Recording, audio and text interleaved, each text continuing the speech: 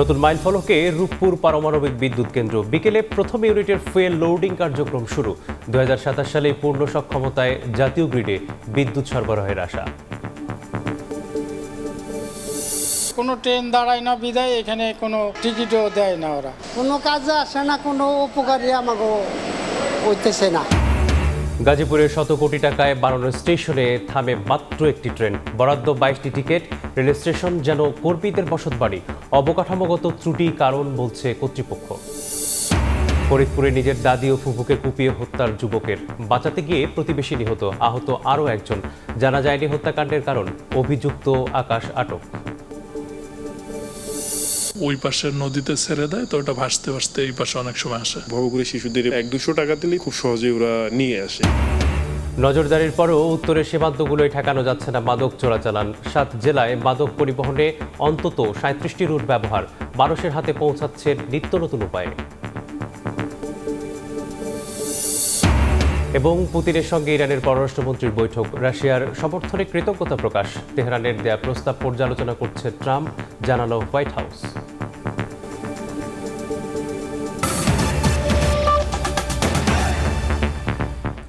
সকালের সময়ের সঙ্গে আছি আমি মেসবাহুল আলিফ।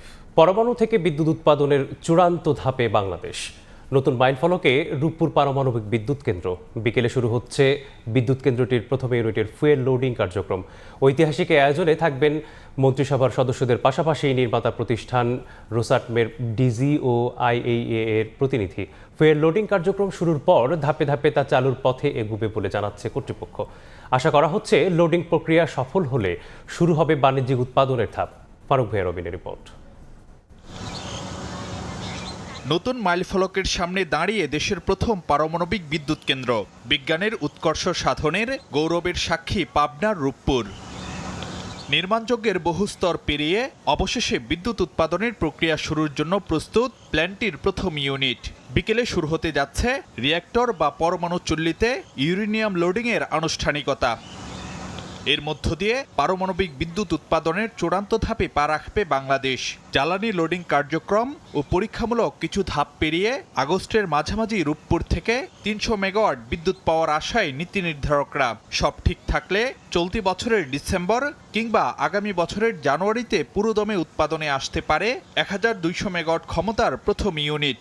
In between 15 and 21st of August এর মধ্যে আল্লাহ চাই তো আমরা 300 megawatt দিতে পারবো, এবং another 2 months time we'll try to raise it to 500 megawatts and end December or first week of January 2027 এ আমরা 1000 plus megawatt আল্লাহ চাই তো ন্যাশনাল গ্রিডে দিব ইনশাআল্লাহ। 2 ইউনিট পুরোপুরি উৎপাদনে আসলে রূপপুর যোগান দেবে 2400 মেগাওয়াট বিদ্যুৎ। নীতি নির্ধারকরা বলছেন প্রথম ইউনিটের পর পুরোদমে চলবে দ্বিতীয় ইউনিটকে উৎপাদনে আনার প্রক্রিয়া। সব মিলিয়ে 2027 সালে পূর্ণ সক্ষমতায় জাতীয় গ্রিডে বিদ্যুৎ সরবরাহ করতে পারবে রূপপুর, আশা নীতি নির্ধারকদের। যদি এটা আমরা 2400 মেগাওয়াট বলছি, বাট আমরা মনে হয় 2200 মেগাওয়াট পর্যন্ত আমরা ন্যাশনাল গ্রিডে দিতে পারবো। আমরা আই থিঙ্ক অ্যারাউন্ড 10% কভার করবো। এতে অলমোস্ট 2 কোটি লোকের সুবিধা দিতে পারবো, রেটস দিতে পারবো আমরা। প্রথম ইউনিটে ফুয়েল লোডিং উপলক্ষে বিকেলে প্রকল্প এলাকায় থাকছে বিশেষ আয়োজন। এতে উপস্থিত থাকবেন বিজ্ঞান ও প্রযুক্তি মন্ত্রী ফকির মাহবুব আনাম, রুশ নির্মাতা প্রতিষ্ঠান রোসাটমের মহাপরিচালক এলেক্সি লিকাচেভ, আন্তর্জাতিক নিয়ন্ত্রক সংস্থা আইএই এর প্রধান রাফায়েল মারিয়ানো গ্রোসিও ভিডিও বার্তা দেবেন গুরুত্বপূর্ণ এই মাইলফলক অর্জনের আনুষ্ঠানিকতায়। ফারুক ভাইয়া রবিন, সময় সংবাদ, ঢাকা। বিকেলে আনুষ্ঠানিকভাবে উদ্বোধন হতে যাচ্ছে রূপপুর পারমাণবিক প্রকল্পের ফুয়েল লোডিং কার্যক্রম। এতে প্রকল্পটি আরও এক ধাপ এগিয়ে যাবে বিদ্যুৎ উৎপাদনের দিকে। এ নিয়ে বিস্তারিত জানাতে পাবনার রূপপুর পারমাণবিক প্রকল্পের সামনে আছেন সহকর্মী সবুজ মোল্লা। সরাসরি যুক্ত হব তার সাথে।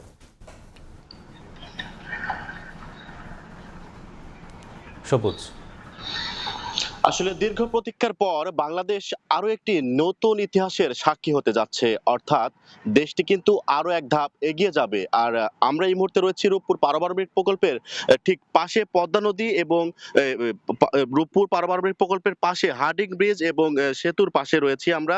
আসলে এখন রূপপুর পারমাণবিক প্রকল্পের কিন্তু আজকে ফুয়েল লোডিং কার্যক্রমের উদ্বোধন করা হবে। এইদিকে খবরে কিন্তু ঈদের মতন আনন্দ বইছে পাবনাবাসীর মনে, তথা রূপপুর পারমাণবিক প্রকল্প এলাকা যারা রয়েছে রয়েছেন তারা কিন্তু খুব আনন্দ উল্লাস করছেন। তারা মনে করছেন যে এই ফুয়েল লোডিং কার্যক্রম শুরু হলে দেশে বিদ্যুৎ উৎপাদনে আরো একটি ধাপ পার করবে। এতে করে বিদ্যুতের যে ঘাটতি রয়েছে সারা দেশে সেটি কিন্তু পূরণ হবে। বর্তমানে তারা বলছেন যে লোডশেডিং যে পরিমাণে বৃদ্ধি পেয়েছে, বাংলাদেশে যে পরিমাণে বিদ্যুতের সংকট রয়েছে সেই সংকট থেকে তারা রক্ষা পাবে, অর্থাৎ বাংলাদেশ আরো এক ধাপ এগিয়ে যাবে। কর্তৃপক্ষের দেওয়া তথ্য মতে ফুয়েল লোডিং শুরুর পর থেকে এবছরের জুলাই মাসের শেষের দিকে অথবা আগস্ট মাসের শুরুর দিক থেকে জাতীয় গ্রিডে কিন্তু যুক্ত করা হবে এই বিদ্যুৎ। জাতীয় গ্রিডে যুক্ত করা হলে এই বিদ্যুৎ কিন্তু সারা বাংলাদেশে নিরবিচ্ছিন্নভাবে সাধারণ মানুষদের প্রয়োজনে ব্যবহার করা হবে। এদিকে এই যে উদ্বোধন কার্যক্রমটি রয়েছে সেটি কিন্তু দুপুরে অনুষ্ঠানটি শুরু হওয়ার কথা রয়েছে। দুপুর 2:20 থেকে 3টা পর্যন্ত অতিথিবৃন্দদের আসন গ্রহণের মাধ্যমে শুরু হবে। দুপুর 3টায় পবিত্র কোরআন তেলাওয়াতের মধ্য দিয়ে শুরু করে স্বাগত বক্তব্য দেবেন বিজ্ঞান ও প্রযুক্তি মন্ত্রণালয়ের সচিব আনোয়ার হোসেন। এদিকে অতিথিবৃন্দদের সামনে প্রকল্পদের বাস্তবায়ন যে সম্পর্কিত ভিডিও চিত্র তারা তৈরি করেছেন সেটি কার্যক্রম অনুষ্ঠিত হবে। এরপর উপস্থিতি সম্মানিত যে অতিথিবৃন্দরা থাকবেন তাদের বক্তব্য অনুষ্ঠান শুরু হবে। সেখানে আসলে বক্তব্য দেবেন ডাক ও টেলিযোগাযোগ, তথ্য প্রযুক্তি বিজ্ঞান ও বিজ্ঞান প্রযুক্তি মন্ত্রণালয়ের উপদেষ্টা রোহান আসিফ আসাদ। এ সময় রেকর্ড করা ভিডিও পেশ করা হবে আন্তর্জাতিক পরমাণু শক্তি সংস্থার মহাপরিচালক রাফায়েল গ্রোসির।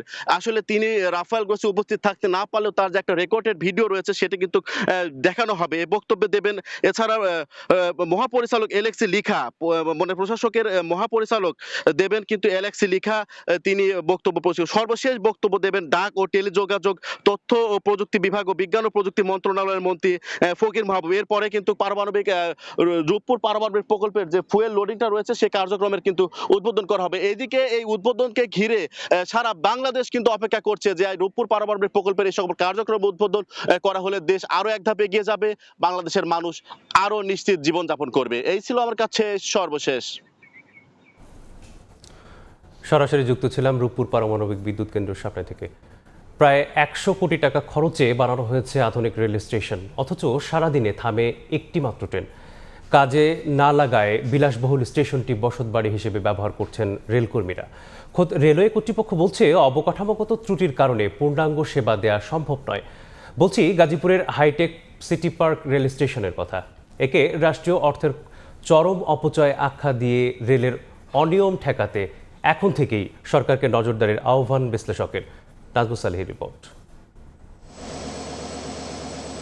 নির্মাণশৈলী, নান্দনিকতা আর আধুনিকতায় এটিকে উন্নত বিশ্বের কোনো ভবন বলেই মনে হবে। সুরম্য এই ভবনটি গাজীপুরের high tech city park rail station. দৃষ্টিনন্দন এই রেল স্টেশনের নির্মাণ ব্যয় সব মিলিয়ে প্রায় 100 কোটি।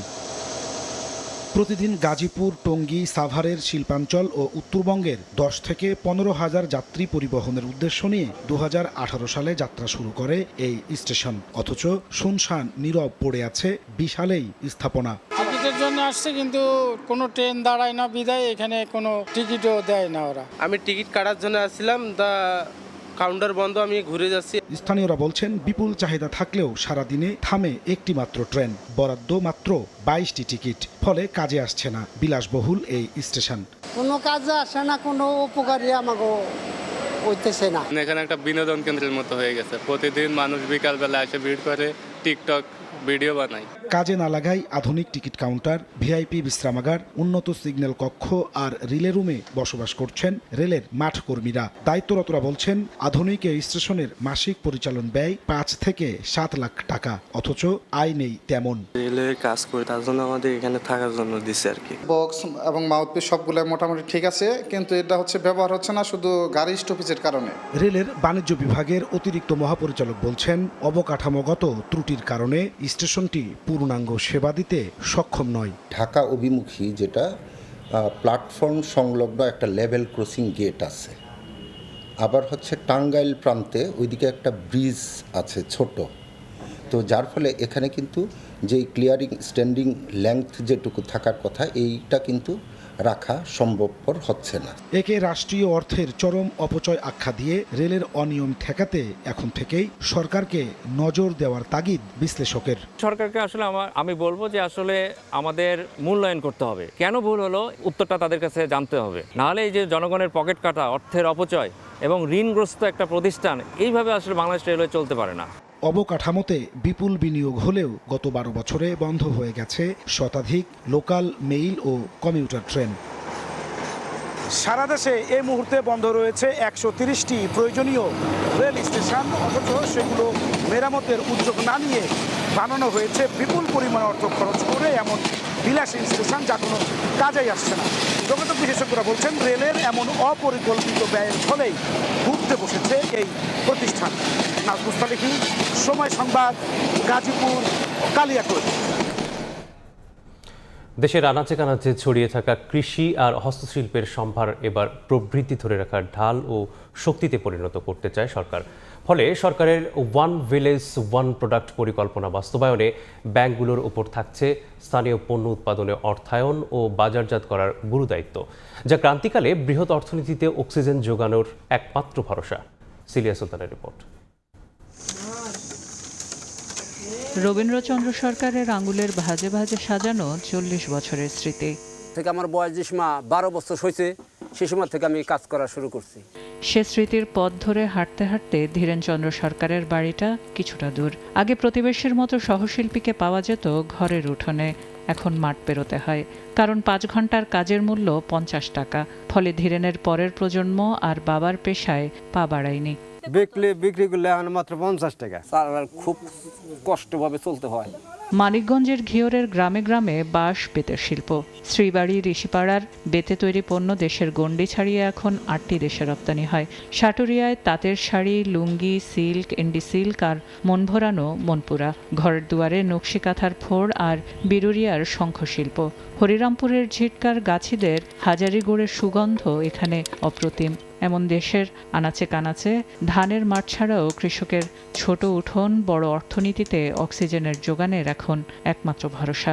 এই লোকগুলোকে আমরা কিভাবে সাপোর্ট দেবো? এদেরকে তো সবসময় বঞ্চিত করা হয়েছে, অর্থনৈতিক প্রোগ্রামে কোনো সময় আসেনি, কিন্তু এদেরকে সমর্থন দিলে এদের প্রোডাক্টগুলোর দামও বেড়ে যাবে। বাংলাদেশের শৌখিন শিল্পের চাহিদা রয়েছে ইউরোপ, যুক্তরাজ্য, যুক্তরাষ্ট্র, জার্মানি, ইতালি, অস্ট্রেলিয়া, কানাডা ও মধ্যপ্রাচ্যের বাজারে। 2022 থেকে 23 অর্থবছরে 29.75 মিলিয়ন মার্কিন ডলারের হস্তশিল্প রপ্তানি করেছে বাংলাদেশ। করোনাকালে যখন সব স্থবির, তখন রপ্তানির 50%ই ছিল হস্তশিল্প। অথচ সরকার ঘোষিত প্রণোদনা সুবিধায় অবহেলিত এ খাতের মানুষ।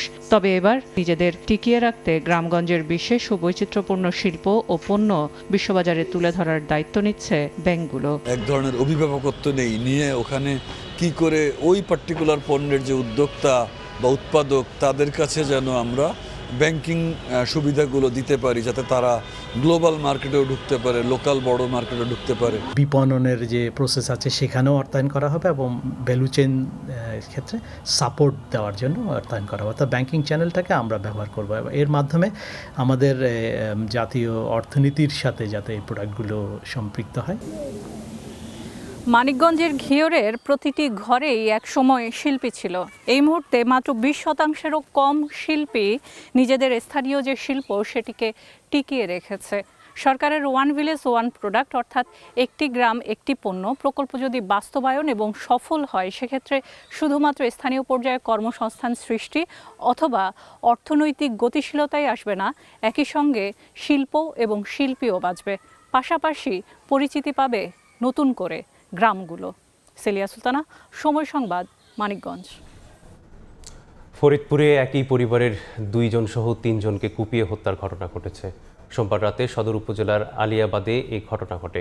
আকাশ মোল্লা তার দাদি ও ফুপুকে কোদাল দিয়ে কুপিয়ে হত্যা করে। এ সময় 2 জন প্রতিবেশী ঠেকাতে গেলে একজনকে কুপিয়ে হত্যা করা হয়। অপর আরেকজন আহত হয়েছেন। আটক করা হয়েছে অভিযুক্ত আকাশকে।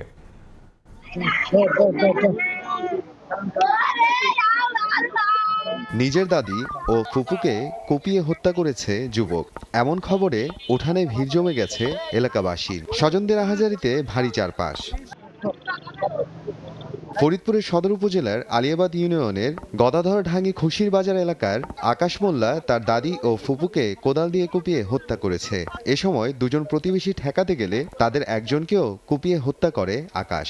অপর আরেকজন আহত হয়েছেন। তাকে ফরিদপুর মেডিকেল কলেজ হাসপাতালে ভর্তি করা হয়েছে। শুনছে আমার মারে খুব আইছে, এটুকু জানি। আমার মারে আমার নানি রে ওই পিছন দাই সেরে যাইতে খুব মার দিছে কাবলটি। কাবলকে ওরা আমি গেছি রে আর আমি আমার পিছিয়ে তাকাই যে ও আমার খুব জোরে আমি অফিস তাইছি ওখানে কি আমার দাঁড়ে মারি ফেলছে মানছি ওর এমনি মাথায় একটু সমস্যা আছে, দীর্ঘদিন যাবত ওষুধ খায়, তাই লাস্ট 15-20 দিন ওর ওষুধটা ছিল না আর কি, যার জন্য ওর মেন্টালিটি প্রবলেম হয়েছিল। কী কারণে এ হত্যাকাণ্ড তা তাৎক্ষণিকভাবে জানা যায়নি। পরে অভিযুক্ত আকাশকে আটক করেছে পুলিশ। সে যেহেতু মানসিক বেকারগ্রস্ত, সে আগে ইতিপূর্বে যে একটা টিবি হাসপাতালে, ফরিদপুর টিবি হাসপাতালে চাকরি করতো, তাকে মানসিক বেকারগ্রস্ত দিকে টিবি হাসপাতাল কর্তৃপক্ষ তাকে চাকরি থেকে অব্যাহতি দেয়। মরদেহ উদ্ধার করে ময়নাতদন্তের জন্য ফরিদপুর মেডিকেল কলেজ হাসপাতালের মর্গে পাঠিয়েছে পুলিশ। সময় সংবাদ, ফরিদপুর। রংপুর বিভাগের 6 সীমান্ত জেলা দিয়ে অবাধে ঢুকছে মাদক। 8টি শহরের প্রায় সব অলিগলি থেকে শুরু করে উত্তরের নিভৃত গ্রামের পথ ঘাটে এ মরণরাশা ছড়াছড়ি। মাদকসেবী আর মাদক কারবারিদের দৌরাত্মে অতিষ্ঠ সাধারণ মানুষ। উত্তরের বেশ কয়েকটি সীমান্ত ঘুরে আরও জানাচ্ছেন আতিকুর রহমান তামান। ক্যামেরায় ছিলেন তরিকুল ইসলাম।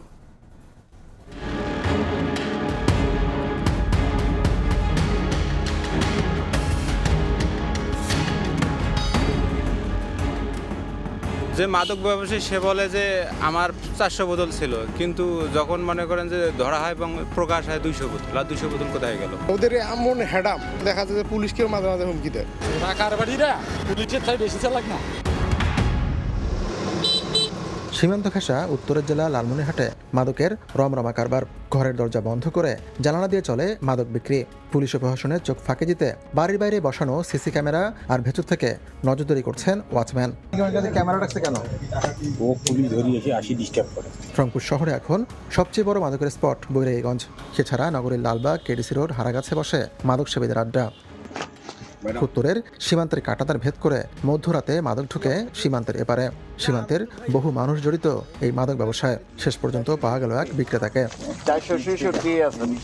ভোর রাতে ওপার থেকে এপারে আসে মাদক, সেসবই গুণে দেখা হচ্ছে। বিক্রেতারা বেশিরভাগই শিশু, আর গডফাদাররা সবাই ধরা ছোঁয়ার বাইরে। এই দেশের সীমান্ত জেলা 18টি, এর মধ্যে 6টি রংপুরে। আমি এখন দাঁড়িয়ে আছি রংপুরের লালমনিরহাটের শেষ সীমান্তে। আমার পেছনে যে জায়গাটি রয়েছে এটি আসলে সীমান্ত লাগোয়া একটি গ্রাম, এবং সেই গ্রামের পরেই কিন্তু সীমান্তের কাঁটাতার এবং যে লাইটগুলো দেখা যাচ্ছে, এরপরে কিন্তু ভারত। অভিযোগ আছে এইসব সীমান্ত পথে অবাধে ঢুকছে মাদক। কি নাম এটার? লেবরট। মিঠাপুকুরের সবচেয়ে বড় ইয়ে কোনটা? শালটারি বড় বর্তমান যত বড় মামলা 2 মাস 3 মাস থাকলেই জামিন দেওয়া যায়। ছোট থেকে দেখতেছি আমাদের এই রোডে সীমান্তবর্তী এলাকা হয়, দুপুরের পর থেকেই মনে করেন যে মিনিটে 8-10টা করে বাইক যাচ্ছে। শুক্রবার সেদিন আমরা রাস্তা দিয়ে হাঁটতে পারি না, এত বাইক।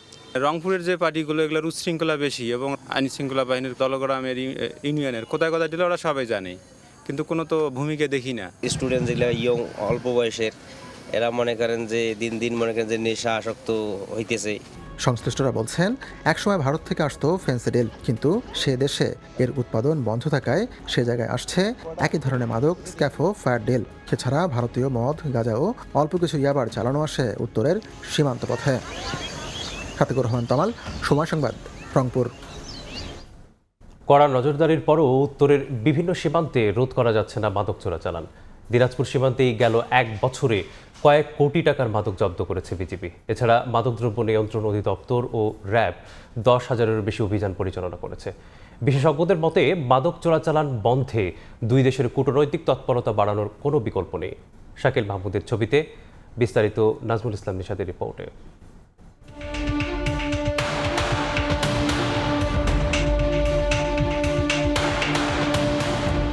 ভাই এই মাল কই থেকে কই যাবে?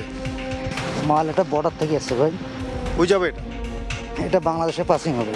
উত্তরের বিভিন্ন সীমান্তে মাদক পাচারের পর এভাবেই হাত বদল হতে থাকে, যা প্রথম পর্যায়ে ডিলার ও পরবর্তীতে চলে যায় খুচরা মাদক ব্যবসায়ীদের হাতে। রাত যত গভীর হতে থাকে সীমান্তে চোরা কারবারিরা ততই সক্রিয় হতে থাকে। বিজিবি এবং বিএসএফের চোখ ফাঁকি দিয়ে নানা উপায়ে সীমান্তের ওপার থেকে মাদক আনা হয় বাংলাদেশ অংশে। এরপর বিভিন্ন হাত ঘুরে সেটি চলে যায় রংপুর সহ রাজধানী পর্যন্ত। কুড়িগ্রামের রৌমারী উপজেলার সীমান্ত ঘেঁষা বামনের চরে বসবাসকারী দুই যুবক জানালেন কিভাবে এবং কোন উপায়ে আইনশৃঙ্খলা রক্ষাকারী বাহিনীকে ফাঁকি দিয়ে মাদক আসছে বাংলাদেশ অংশে। ভারত থেকে বিভিন্ন নদী যেহেতু আমাদের দেশে আসছে, বন্যার সময়গুলো পানি যখন আসে ওরা ওই পাশ থেকে যোগাযোগ সম্পূর্ণ করে রাখে, ওই পাশের নদীতে ছেড়ে দেয়, তো ওটা ভাসতে ভাসতে এই পাশে অনেক সময় আসে। সবচেয়ে বেশি হলো রাতের আধারে ভবঘুরে শিশুদের এমনি করে ওরা টার্গেট করে, ওদের এমনি করতে 100-200 টাকা দিলেই তো ওরা খুশি হয়ে যায়। হ্যাঁ, খুশি হয়ে যায়, ওদের কাছে যে কোনো একটা ব্যাগ বা ইয়ে দিলে খুব সহজেই ওরা নিয়ে আসে। সীমান্ত পার হয়ে রংপুর, কুড়িগ্রাম, লালমনিরহাট, দিনাজপুর, নীলফামারী, পঞ্চগড় ও ঠাকুরগাঁও জেলার মাদক পরিবহনে অন্তত 37টি রুট ব্যবহার করছে চোরাকারবারীরা। নিত্য নতুন উপায়ে সরবরাহ করা হচ্ছে নানা ধরনের মাদক। আইনশৃঙ্খলা বাহিনী নিয়মিত অভিযান চালানোর পাশাপাশি মাদক কারবারিদের গ্রেফতার করলেও রোধ করা যাচ্ছে না মাদক চোরাচালান। কেউ কেউ বলে যে এটা আমি সিরাজগঞ্জ নিয়ে যাব, কেউ কেউ বলে যে আমি এটা ঢাকায় নিয়ে যাব, কার কাছে দিবে সেটা সে আর বলতে পারে না। অরিজিন এবং রিসিভার এর মাঝখানে এরা যারা ক্যারিয়ার তারা কিছুই জানে না। বিশেষজ্ঞদের মতে সীমান্তে মাদক চোরাচালান রোধে দুই দেশের উচ্চ পর্যায়ে কূটনৈতিক তৎপরতা বাড়াতে হবে। উভয় দেশের সরকার প্রধান তাদের প্রতিনিধির মাধ্যমে যদি এই বিষয়ে যথাপযুক্ত উদ্যোগ নিতে পারে তাহলে অনেকাংশেই কমে আসবে। গেল এক বছরে মাদকদ্রব্য নিয়ন্ত্রণ অধিদপ্তর 10,841টি এবং 6 মাসে র্যাব 132টি অভিযান চালিয়ে উদ্ধার করেছে বিপুল পরিমাণ গাঁজা, ফেন্সিডিল, ইয়াবা সহ নানা ধরনের মাদক। গ্রেফতার করা হয়েছে প্রায় 3,600 জনকে। নাজমুল ইসলাম নিশাদ, সময় সংবাদ, রংপুর। পঞ্চগড়ের তেঁতুলিয়ার ভূগর্ভস্থ পানির স্তর নিচে নেমে যাওয়ায় 5টি গ্রামে টিউবওয়েলে পানি উঠছে না। এতে দুর্ভোগে কয়েক হাজার পরিবার। বাসিন্দারা বলছে বছরে মাত্র 3 থেকে 4 মাস টিউবওয়েল থেকে পানি মিললেও বাকি সময়টাতে ভরসা সীমান্তের নদীর পাড়ে থাকা একটি মাত্র টিউবওয়েল। এতে বিপাকে এলাকাবাসী, তবে দুর্ভোগ লাঘবের আশ্বাস প্রশাসনের। পঞ্চগড় থেকে রাহাত হোসেন রাফির তোলা ছবিতে সোহাগ হায়দারের রিপোর্ট। সুপেয় পানি সংগ্রহের একমাত্র ভরসা একটি মাত্র টিউবওয়েল। গ্রীষ্মের খরতাপে দীর্ঘক্ষণ দাঁড়িয়ে থেকে পানি সংগ্রহ 5টি গ্রামের বাসিন্দাদের নিত্যদিনের ঘটনা।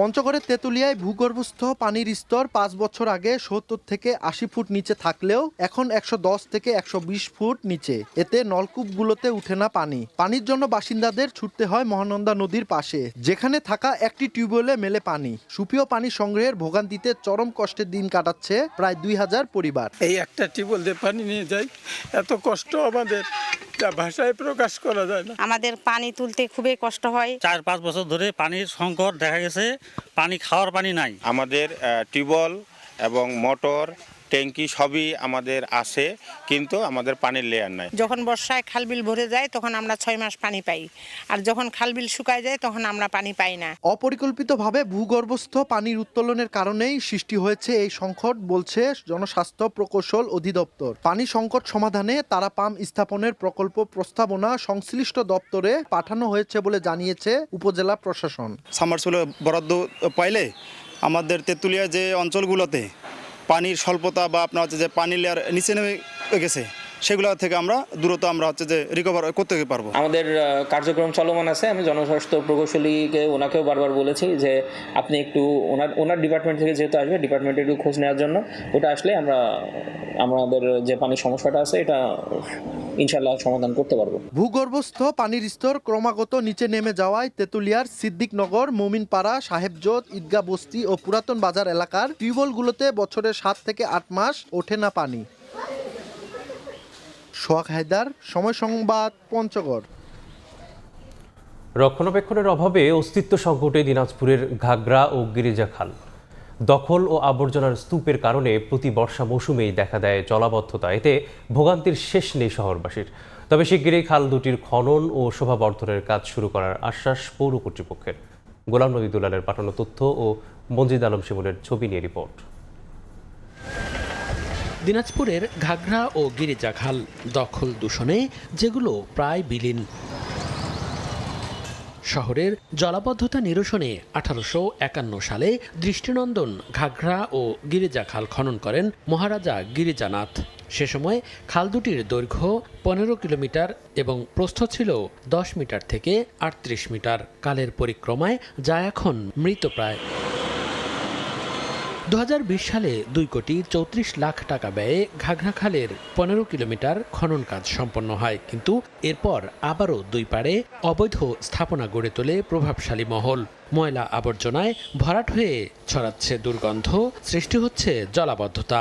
একবার খুঁড়া হলো অনেক দিন পরে, তো খুঁড়ে দেখা গেল যে কিছুদিন তারপরে আবার যে কার সেই দখল হয়ে গেল, মাটি ভরাট হয়ে গেল। নাগরিক যে সুবিধার অন্যতম মৌলিক যে পরিবেশ সম্মতভাবে বাস করা, এখন কোনোভাবেই এখানে ঘাগড়া এবং গিরিজানাথ ক্যানেল সংস্কারের দাবিতে সরকারের বিভিন্ন দপ্তরে আমরা লিগ্যাল নোটিশ প্রেরণ করেছি এবং আমরা আশা করছি খুব অচিরেই আমরা এই দুটি খাল নিয়ে একটা আইনগত ব্যবস্থা নিতে পারব। এদিকে বর্তমান সরকারের নির্বাচনী অঙ্গীকার অনুযায়ী শিগগিরই খাল পুনরুদ্ধারে কাজ শুরু করার আশ্বাস দেন সংশ্লিষ্টরা। খালের খনন এবং শোভাবর্ধনের জন্য বিশেষ কর্মসূচি হাতে নিয়েছি। আশা করছি খুব অল্প সময়ের মধ্যেই আমরা এই খালের উন্নয়নের কাজ শুরু করতে পারবো। খাল দুটি সংস্কার, সংরক্ষণ ও দখলমুক্ত হলে সুফল পাবে শহরের অন্তত 4,25,000 মানুষ। সময় সংবাদ, দিনাজপুর।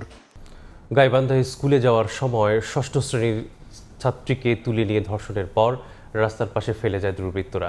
স্থানীয়রা জানায়, সোমবার সকালে স্কুলে যাওয়ার পথে ঢাকা রংপুর মহাসড়কে সমাজপাড়া থেকে দুই যুবক শিশুটিকে অটোরিকশায় তুলে নিয়ে যায়। পরে তাকে পার্শ্ববর্তী ফুলবাড়ি ইউনিয়নের ফুটানি বাজার এলাকায় অজ্ঞাত জায়গায় নিয়ে ধর্ষণ করে। বিকেলে মেয়েটিকে তালতলা উচ্চ বিদ্যালয় সংলগ্ন আর্ক সেন্টারের পাশে ফেলে রেখে যায়। পরে অজ্ঞান অবস্থায় উদ্ধার করে গোবিন্দগঞ্জ উপজেলার স্বাস্থ্য কমপ্লেক্সে নিলে চিকিৎসক বগুড়ায় পাঠান। ব্রাহ্মণবাড়িয়ার ভাদুঘরে তিতাস নদীতে সনাতন ধর্মাবলম্বীদের গঙ্গা স্নান উপলক্ষে বিশাল এলাকা জুড়ে বসেছে লোকজ মেলা। এই মুহূর্তে সেখানে আছেন রিপোর্টার উজ্জ্বল চক্রবর্তী। সরাসরি যাচ্ছি তার কাছে।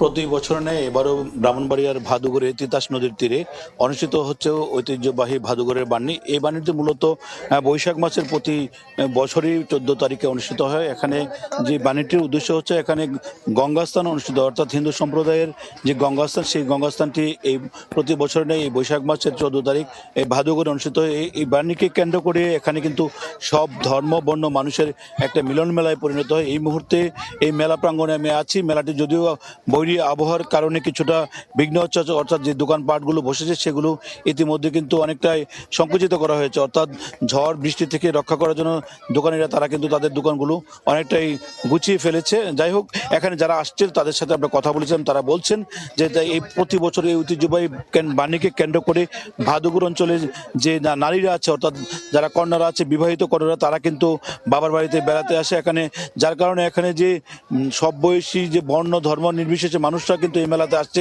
এবং তারা কিন্তু দলে দলে এসে মেলা থেকে বিভিন্ন তৈজসপত্র ক্রয় করছে, খেলনা সামগ্রী, শিশুদের খেলনা সামগ্রী সব বিভিন্ন খেলনা সামগ্রী তারা কিন্তু ক্রয় করছে। এবং এই মেলাকে কেন্দ্র করে যে জমজমার যে পরিস্থিতি, এখানে প্রায় 4 থেকে 500 দোকানি কিন্তু দেশের বিভিন্ন স্থান থেকে তারা এসেছে এবং এখানে এসে কিন্তু তারা এই দোকানের যে পসরা সেটি কিন্তু সাজিয়ে বসেছে। আমরা লক্ষ্য করছি বিভিন্ন খেলনা সামগ্রীর পাশাপাশি এখানে কিন্তু খাবারের যে দোকানগুলো সেগুলো কিন্তু বেশ পসরা সাজিয়ে বসেছে। আমরা এখানে যারা ক্রেতা বিক্রেতা তাদের সাথে কথা বলেছিলাম, তারা বলছেন প্রতি বছর যে এই বাণীতে যারা আসেন এবং ব্যাপক বেচা কিনা হয় তারা কিন্তু বেশ লাভবান হয়। আজকে কিন্তু সেই পরিস্থিতি সকাল থেকে কিন্তু বৈরী আবহাওয়ার কারণে কিছুটা ভিন্ন।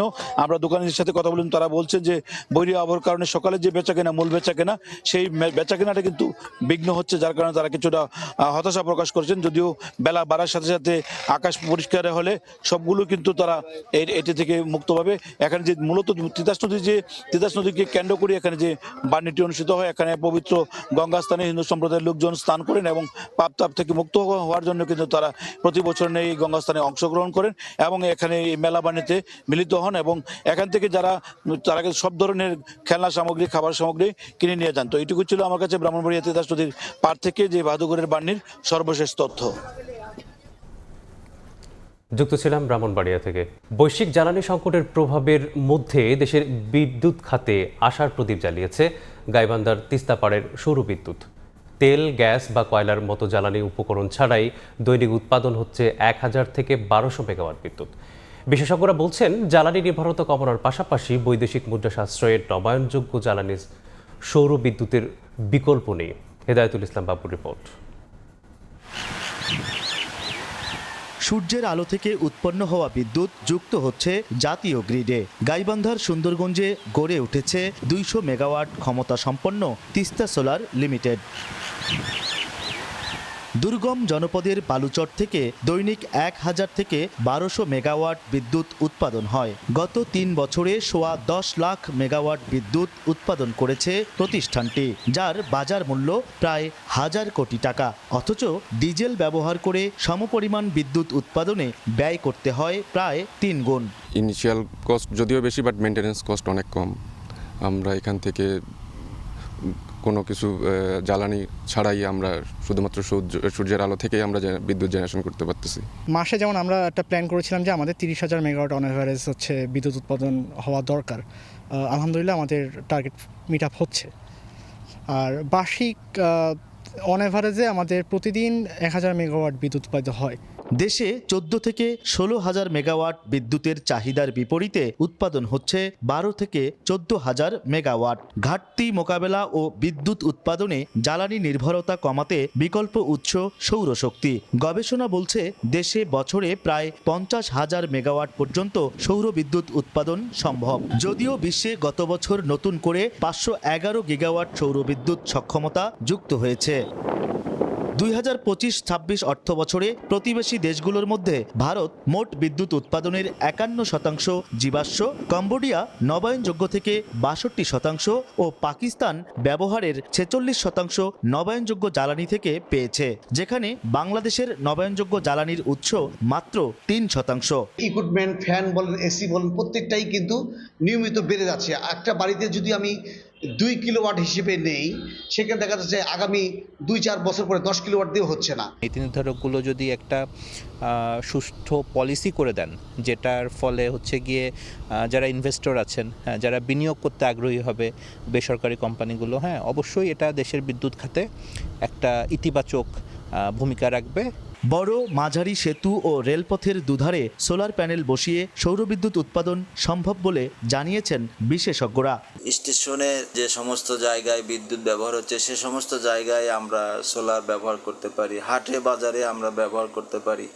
বিভিন্ন জায়গায় যেখানে আমাদের বিদ্যুতের এত সংকট, এই সংকট মোকাবেলা করার জন্য আমরা সোলারের পরিকল্পনা গ্রহণ করতে পারি। বেসরকারি সংগঠন ডপসের তথ্য বলছে, ছাদভিত্তিক সৌরবিদ্যুৎ থেকে বছরে 26,514 মিলিয়ন ইউনিট বিদ্যুৎ উৎপাদন সম্ভব। এর পরিপ্রেক্ষিতে 2030 সালের মধ্যে সৌরবিদ্যুৎ থেকে 10,000 মেগাওয়াট বিদ্যুৎ উৎপাদনের পরিকল্পনা হাতে নিয়েছে বর্তমান সরকার। তিস্তাপাড়ের জনপদ গাইবান্ধার সুন্দরগঞ্জের তারাপুর ইউনিয়নের এই চর এলাকা থেকেই জাতীয় গ্রিডে বিদ্যুৎ সরবরাহ করছে তিস্তা সোলার লিমিটেড, যেটি এখন পর্যন্ত দেশের সর্ববৃহৎ সৌরবিদ্যুৎ প্লান্ট। এমন প্লান্ট আরও গড়ে তোলা সম্ভব হলে দেশের বিদ্যুৎ সংকট মোকাবেলায় ভূমিকা রাখবে সৌরবিদ্যুৎ। হেদায়েতুল ইসলাম বাবু, সময় সংবাদ, গাইবান্ধা। 1.5 বছরে নির্মাণ কাজ শেষ হওয়ার কথা থাকলেও 7 বছরেও সম্পূর্ণ হয়নি। সরকারের অগ্রাধিকার ভিত্তিক গড়ে তোলা গাইবান্ধার সাঘাটা সরকারি টেকনিক্যাল স্কুল অ্যান্ড কলেজের ভবন নির্মাণের কাজ 5 তলার পরিকল্পনা থাকলেও 2 তলার পরপরই থমকে যায় এর নির্মাণ কাজ। এতে শ্রেণীকক্ষ এবং ল্যাব সুবিধা সহ পর্যাপ্ত অবকাঠামো না থাকায় দিন দিন ভর্তি আগ্রহ হারাচ্ছেন শিক্ষার্থীরা। সোহেল রানা ছবিতে বিপ্লব ইসলামের রিপোর্ট। শ্রেণীকক্ষ নয়, যেন স্টোর রুম। একদিকে গাদাগাদি করে রাখা চেয়ার টেবিল ও বিভিন্ন আসবাবপত্র, পাশেই চলছে ক্লাস। 2 বছর ধরে এমন ভোগান্তির চিত্র গাইবান্ধার সাঘাটা সরকারি টেকনিক্যাল স্কুল অ্যান্ড কলেজের। 2018 সালের 20 ফেব্রুয়ারি 150% জমির উপর ভবন নির্মাণের কাজ শুরু হয়। 1.5 বছরের মধ্যে হস্তান্তরের কথা থাকলেও 7 বছরে শেষ হয়েছে মাত্র 2 তলার কাজ। শ্রেণীকক্ষের অভাবে নষ্ট হচ্ছে শিক্ষার পরিবেশ। অন্য জায়গায় ওয়ার্কশপে যে ল্যাব ক্লাস করা লাগে, কিছু প্র্যাকটিক্যাল করা লাগে, সেভাবে প্র্যাকটিক্যাল করা হয় না। দেখেন পিছনে অনেক ব্রেঞ্চি টেঞ্চি এইসব আছে, আমাদের ক্লাসের জায়গাটা ঠিকভাবে হয়নি। সাইকেল গ্যারেজ হওয়ার কথা ছিল, এখনো হয়নি। এই কারণে আমাদের অনেক সাইকেল চুরি হয়ে গেছে। যেখানে আমাদের 5 তলায় সম্পূর্ণ প্রতিষ্ঠান চলার কথা, এখন 2 তলার মধ্যে আমাদের 5 তলার কাজ সম্পূর্ণ করতে হচ্ছে। এদের পর্যাপ্ত সিকিউরিটির ব্যবস্থা থাকা দরকার, যার কারণে আমাদের বাউন্ডারিটা খুবই প্রয়োজন। আমাদের একাডেমিক কার্যক্রম ব্যাহত হচ্ছে। সব কার্যক্রমই চলছে, একটু কষ্ট হচ্ছে আমাদেরকে, এটা যদি 5তলা বিল্ডিংয়ের পুরো কার্যক্রম পুরো অবকাঠামো হয়ে যেত তাহলে সবচেয়ে ভালো হতো। এদিকে নতুন ঠিকাদার নিয়োগ করে দ্রুত কাজ করার কথা জানায় শিক্ষা প্রকৌশল অধিদপ্তর। রিটেন্ডার করে আবার সেটা ওয়ার্ক অর্ডার দিয়েছি। ইনশাল্লাহ আশা করি খুব শর্ট সময়ের মধ্যে পূর্ণাঙ্গ শিক্ষা প্রতিষ্ঠানটি চালু করতে পারবো। প্রায় 15.5 কোটি টাকা ভবন নির্মাণের বাজেট থাকলেও কাজ শেষের আগেই পুরনো ঠিকাদারকে 10.40 লাখ টাকা পরিশোধ করে কর্তৃপক্ষ। সময় ক্ষেপণের কারণে যা পরে বাতিল করে দেয়া হয়। নতুন করে ফের 9.18 লাখ টাকায় কাজ শেষ করার উদ্যোগ নিয়েছে শিক্ষা প্রকৌশল অধিদপ্তর। বিপ্লব ইসলাম, সময় সংবাদ, গাইবান্ধা। 250 শয্যার কুড়িগ্রাম জেনারেল হাসপাতালে চিকিৎসকের অভাবে রোগীর মৃত্যুসহ কাঙ্ক্ষিত চিকিৎসা সেবা না পাওয়ার অভিযোগ স্বজনসহ সেবা প্রার্থীদের।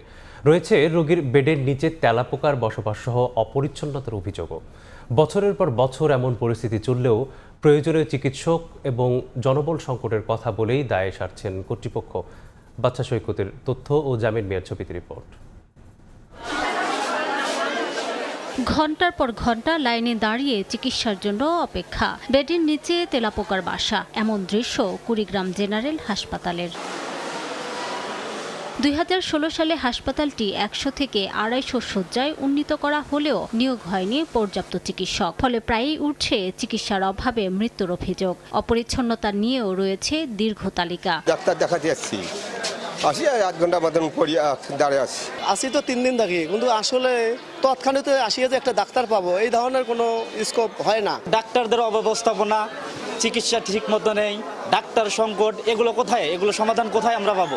চিকিৎসক সংকটে রোগীর চাপ সামাল দিতে নিজেদের অসহায়ত্বের কথা জানায় কর্তৃপক্ষ। 6 জন মেডিকেল অফিসার দিয়ে এই পুরো 250 বেডের হাসপাতাল, যেখানে প্রায় 450 থেকে 500 জন রোগী প্রতিদিন ভর্তি থাকে এবং ইমার্জেন্সিতে আমাদের প্রায় 200 থেকে 250 জন প্রতিদিন আসে এবং আউটডোরে প্রায় 700 জন রোগীর মতন আসে, 700 থেকে 1000 রোগী আসে।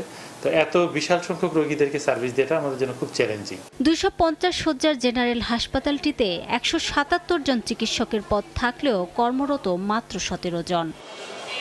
সময় সংবাদ, কুড়িগ্রাম। দেখছেন সকালের সময়। দেশের বাইরের খবর। ইরানের দেওয়া যুদ্ধবিরতি ও হরমুজ প্রণালী খুলে দেওয়ার প্রস্তাব এখন যুক্তরাষ্ট্রের সর্বোচ্চ নীতি নির্ধারণের পর্যায়ে আলোচনা চলছে। তবে মার্কিন পররাষ্ট্রমন্ত্রী বলছেন, যে কোনো চুক্তির মূল শর্ত হবে ইরানকে পারমাণবিক অস্ত্র তৈরির সক্ষমতা থেকে দূরে রাখা। হোয়াইট হাউস জানিয়েছে মার্কিন প্রেসিডেন্ট ডোনাল্ড ট্রাম্প তার জাতীয় নিরাপত্তা উপদেষ্টাদের সঙ্গে বৈঠক করেন। সেখানে ইরানের প্রস্তাব বিস্তারিতভাবে পর্যালোচনা করা হচ্ছে। প্রস্তাব অনুযায়ী যুদ্ধবন্ধ এবং গুরুত্বপূর্ণ নৌপথ হরমুজ প্রণালী পুনরায় খুলে দেওয়ার কথা রয়েছে। তবে পারমাণবিক আলোচনাকে ভবিষ্যতের জন্য স্থগিত রাখার শর্ত দিয়েছে তেহরান। মার্কিন অবস্থান নিয়ে কঠোর বার্তা দিয়েছেন পররাষ্ট্রমন্ত্রী মার্কো রুবিও। তিনি বলেছেন, যে কোনো চুক্তির মূল শর্ত হবে ইরানকে পারমাণবিক অস্ত্র তৈরির সক্ষমতা থেকে দূরে রাখা। একই সঙ্গে ট্রাম্প প্রশাসনের অভ্যন্তরীণ আলোচনায় বলা হচ্ছে, অর্থনৈতিক চাপ ও হরমুজ সংকট দ্রুত সমাধানের দিকেই অগ্রাধিকার থাকতে পারে। কিছু বিশ্লেষণে বলা হচ্ছে, ট্রাম্পের উপদেষ্টা দল জেডি ভ্যান্স, জ্যারেড কুশনার ও স্টিভ উইটকপ কূটনৈতিকভাবে অনভিজ্ঞ হলেও প্রেসিডেন্টের ঘনিষ্ঠতার কারণে গুরুত্বপূর্ণ ভূমিকা রাখছেন। এদিকে ইরানের এয়ারলাইন্সের সঙ্গে কাজ করা কোম্পানিগুলোর বিরুদ্ধে নিষেধাজ্ঞার হুমকি দিয়েছে যুক্তরাষ্ট্র। মার্কিন অর্থমন্ত্রী স্কট বেজেন্ট বলেছেন, ইরানের বিমান সংস্থাগুলোকে জ্বালানি সরবরাহ, ক্যাটারিং, ল্যান্ডিং ফি বা রক্ষণাবেক্ষণ সহ যে কোনো সেবা দিলে সংশ্লিষ্ট কোম্পানিগুলো মার্কিন নিষেধাজ্ঞার ঝুঁকিতে পড়বে। তিনি অপারেশন ইকোনমিক ফিউরি নামের একটি পদক্ষেপের কথা উল্লেখ করে জানান, এর আওতায় ইরানের উপর সর্বোচ্চ চাপ প্রয়োগ করা হবে এবং তৃতীয় পক্ষের যে কোনো প্রতিষ্ঠান যারা ইরানের সঙ্গে ব্যবসা বা সহায়তা করবে তাদের বিরুদ্ধেও ব্যবস্থা নিতে যুক্তরাষ্ট্র দ্বিধা করবে না। এরই মধ্যে চীনের একটি তেল শোধনাগার সহ ইরানি তেল পরিবহনের সঙ্গে যুক্ত 19টি শিপিং কোম্পানির উপর একতরফা নিষেধাজ্ঞা বাড়িয়েছে ওয়াশিংটন। অন্যদিকে রাশিয়া ইরান কূটনৈতিক যোগাযোগও বাড়ছে। রুশ প্রেসিডেন্ট ভ্লাদিমির পুতিনের সঙ্গে বৈঠকে ইরানের পররাষ্ট্রমন্ত্রী আব্বাস আরাকচি সর্বোচ্চ নেতা খামেনির বার্তা পৌঁছে দেন। পুতিন ইরানের পাশে থাকার আশ্বাস দেন এবং সংকট সমাধানে সহায়তার প্রতিশ্রুতিও দেন। মস্কো জানিয়েছে, তারা ওয়াশিংটন তেহরান সংঘাত নিরসনে রাজনৈতিক উদ্যোগে প্রস্তুত। আন্তর্জাতিক পর্যায়েও চাপ ও প্রতিক্রিয়া বাড়ছে। পাকিস্তান জাতিসংঘে সতর্ক করে বলেছে, হরমুজ প্রণালী বন্ধ হলে বৈশ্বিক জ্বালানি ও খাদ্য সরবরাহে বড় সংকট তৈরি হবে। যুক্তরাজ্যের প্রধানমন্ত্রী কিয়ার স্টারমার যুদ্ধের অর্থনৈতিক প্রভাব নিয়ে জরুরি বৈঠক ডেকেছেন। ইরানের parliament speaker Bagher Ghalibaf Hormuz ও অন্যান্য প্রণালী কৌশলগত কার্ড হিসেবে উল্লেখ করেছেন। নাদিম মারজান, সময় সংবাদ। টানা ৪৫ দিন ধরে চলা ভারতের পশ্চিমবঙ্গ রাজ্যের বিধানসভা নির্বাচনের শেষ হলো প্রচারণা। শেষ মুহূর্ত পর্যন্ত বিজেপি, তৃণমূল, বাম ও কংগ্রেস সহ সব রাজনৈতিক দলের প্রার্থীরাই যে যার মতো করে ভোটারদের কাছে যাওয়ার চেষ্টা করেছেন। বিস্তারিত জানাচ্ছেন সুব্রত আচার্য, ক্যামেরায় ছিলেন বিশ্বজিৎ দাস।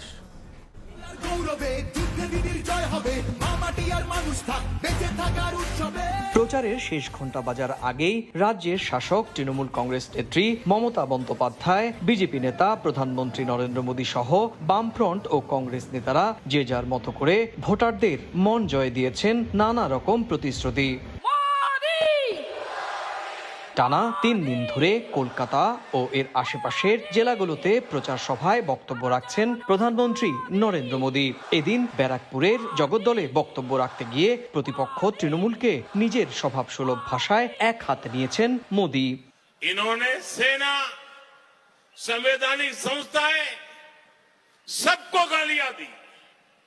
टीएमसी ने बंगाल के लोगों को धमकियां दी, गुंडागर्दी की भाषा में उनसे बात की।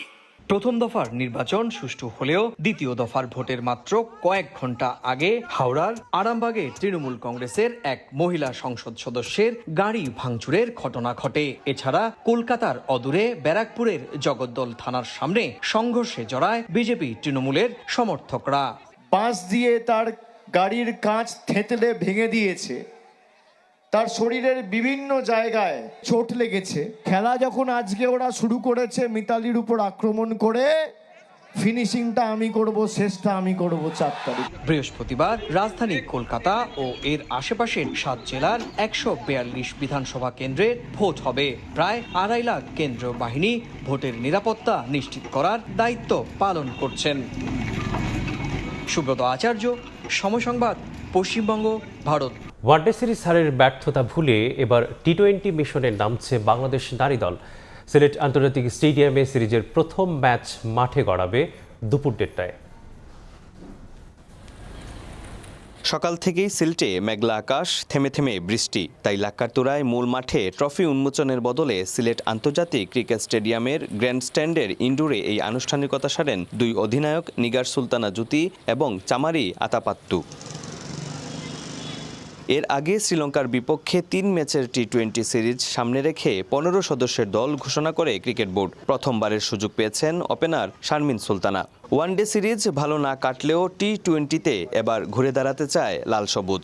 ওডিআই ফার্স্ট ম্যাচটা জেতার পরে কিন্তু আমাদের কাছে অনেক বড় একটা ম্যাসিভ অপরচুনিটি ছিল সিরিজটা নিয়ে নেওয়ার, বাট আমরা ভালো ক্রিকেট খেলতে পারিনি লাস্ট 2টা ম্যাচে।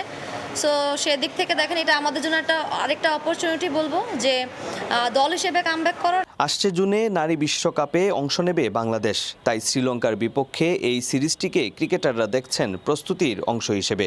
এর আগে নেপালে নারী বিশ্বকাপ বাছাই ছিল এই ফরম্যাটে জ্যোতিদের খেলা শেষ ম্যাচ। ডেফিনেটলি নিজের দেশে খেলা প্লাস হচ্ছে ওয়ার্ল্ড কাপের আগে সিরিজ ভেরি ইম্পর্টেন্ট আমাদের জন্য, কারণ আমাদের টিম হিসেবে আসলে আমরা কতটুকু প্রিপেয়ার ওয়ার্ল্ড কাপের জন্য সেটা জানার জন্য আসলে এই ম্যাচগুলো আসলে হওয়াটা অনেক বেশি জরুরি। এদিকে বাংলাদেশের বিপক্ষে ওয়ানডে সিরিজ জয়ে আত্মবিশ্বাসী শ্রীলঙ্কা। সেই ধারাবাহিকতা তারা রাখতে চায় টি-20তেও। বাংলাদেশের মতো লঙ্কানদেরও লক্ষ্য এই সিরিজ দিয়ে আসন্ন বিশ্বকাপের প্রস্তুতি সেরে নেয়া। আবহাওয়ার উপর আমাদের কারো হাত নেই, তবে আমরা চাই ম্যাচটা হোক, কারণ বিশ্বকাপের আগে আমাদেরও প্রস্তুতি সারতে হবে। সিলেটের দারুণ ব্যাটিং ট্র্যাক, আমাদের দল দারুণ একটা সিরিজ কাটিয়েছে। আমরা আশা করব সেই ধারাবাহিকতা এখানেও ধরে রাখতে। 3 ম্যাচ সিরিজের বাকি 2টি টি-20 মাঠে গড়াবে যথাক্রমে 30 এপ্রিল ও 2 মে। সবগুলো ম্যাচই অনুষ্ঠিত হবে সিলেট আন্তর্জাতিক ক্রিকেট স্টেডিয়ামে। অপু বণিক, সময় সংবাদ, সিলেট। এ পর্যায়ে শীর্ষ সংবাদগুলো জানিয়ে দিচ্ছি আরেকবার। নতুন মাইলফলকে রূপপুর পারমাণবিক বিদ্যুৎ কেন্দ্র, বিকেলে প্রথম ইউনিটের ফুয়েল লোডিং কার্যক্রম শুরু।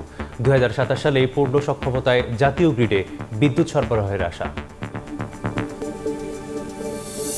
কোনো ট্রেন দাঁড়ায় না বিদায় এখানে কোনো টিকিটও দেয় না, ওরা কোনো কাজে আসে না, কোনো উপকারী আমাকে হইতেছে না। গাজীপুরে 100 কোটি টাকার বানানো স্টেশনে থামে মাত্র একটি ট্রেন, বরাদ্দ 22টি টিকিট। রেল স্টেশন যেন কর্মীদের বসত বাড়ি। অবকাঠামোগত ত্রুটির কারণ বলছে কর্তৃপক্ষ। ওই পাশের নদীতে ছেড়ে দেয়, তো ওটা ভাসতে ভাসতে এই পাশে অনেক সময় আসে। স্টুডেন্ট যেগুলো ইয়ং অল্প বয়সের, এরা মনে করেন যে দিন দিন মনে করেন যে নেশা আসক্ত হইতেছে। শুক্রবার সেদিন আমরা রাস্তা দিয়ে হাঁটতে পারি না, এত বাইক। রংপুর বিভাগের 6 সীমান্ত জেলা দিয়ে ঢুকছে মাদক। শহর গ্রামে ছড়িয়ে পড়েছে বড় নেশা। পরিবহন হচ্ছে 37টি রুটে। মাদকসেবী আর কারবারিদের দৌরাত্মে অতিষ্ঠ মানুষ।